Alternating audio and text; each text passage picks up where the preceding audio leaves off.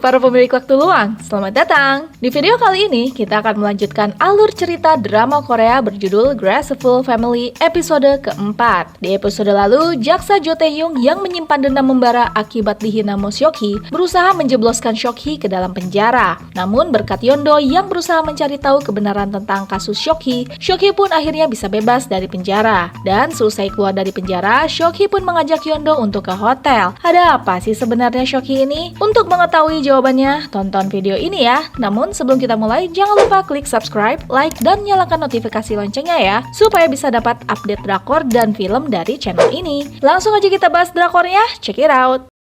Di masa lalu, direktur utama sekaligus pendiri MC Group yaitu Mo Wang-pyo pernah mengutarakan keinginannya untuk menjadikan Seok-hee sebagai pemimpin utama MC Group pada Han Jae-kook. Ia pun menyuruh Han Jae-kook yang baru dipekerjakannya di perusahaan itu untuk membantu Seok-hee. Namun Han Jae-kook mengatakan bahwa Seok-hee masih terlalu muda untuk memimpin MC Group. Mo Wang-pyo yang kekeh pun mengatakan kalau pengacara Yeon sudah membantunya menulis surat wasiat untuk mewariskan seluruh sahamnya pada Seok-hee. Ya, mau tak mau, Han Jae-kook pun menurut. Malamnya, Mo Wang-pyo pun pulang dengan diantar sang supir pribadi. Di dalam mobil, sang supir bertanya pada Mo Wang-pyo, apakah Han Jae-kook bisa dipercaya? Dan Mo Wang-pyo pun mengatakan, jangan menempatkan satu telur dalam wadah yang sama. Artinya, jangan terlalu percaya deh. Dan Mo Wang-pyo pun menyuruh sang sopir untuk mengantarnya ke vilanya malam ini. Namun di perjalanan pulang, tiba-tiba saja dari arah berlawanan ada sebuah truk oleng dan dengan sengaja menabrak mobil yang ditumpangi Mo Wang-pyo. Seketika mobil pun masuk jurang, sang supir tewas di tempat sementara Mo Wang-pyo sekarat. Ternyata itu adalah ulah Han Jae-kook yang ingin menyingkirkan Mo Wang-pyo dengan mendekati Mo Jul-hee,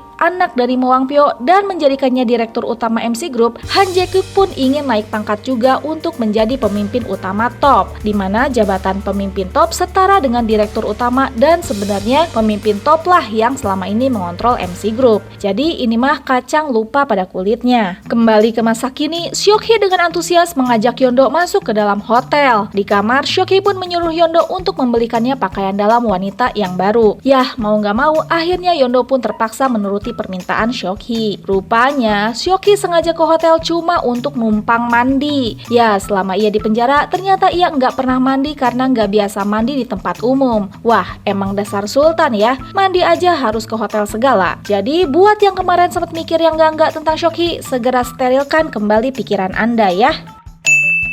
Sepulang dari hotel, Yeon-do pun lantas disuruh menghadap Han Jae-kook dan ia pun auto dipecat karena telah mengeluarkan Seok-hee dari penjara. Namun Yeon-do beralasan kalau ia dipekerjakan sebagai pengacara Seok-hee dan tugasnya di top selama ini masih ngambang, nggak jelas. Makanya Yeon-do masih belum tahu harus setia pada Seok-hee atau pada top. Han Jae-kook pun akhirnya bisa menerima alasan ini dan membatalkan pemecatan Yeon-do. Bebasnya Seok-hee membuat Ha Yong-seo kesal dan marah-marah karena posisi sang anak yaitu Mo Wan-jon kembali terancam. Namun Han Jae-kook menenangkan dan mengisyaratkan kalau semua akan segera teratasi. Di rumah sakit, pengacara Yeon dan Seok-hee berdiskusi tentang cara untuk mencari investor demi bisa memiliki power di MC Group, yang mana kekuasaannya itu nanti akan ia gunakan untuk mencari kebenaran tentang kematian ibunya. Mereka pun akhirnya memutuskan untuk meminjam uang pada seorang rentenir wanita yang juga sahabat sang kakek. Dengan diantar Yeon-do, Seok-hee pun mendatangi sang rentenir dan berhasil membuat kesepakatan. Seok-hee yang tengah merasa stres pun memutuskan untuk berlari dengan ditemani Yeon-do hingga mereka pun lapar. Yeon-do pun lantas membawa Seok-hee ke toko daging bakar milik ayahnya dan makan-makan bersama. Saat pulang, Yeon-do bertanya pada Seok-hee, sejak kapan Han Jae-kook kerja di MC Group?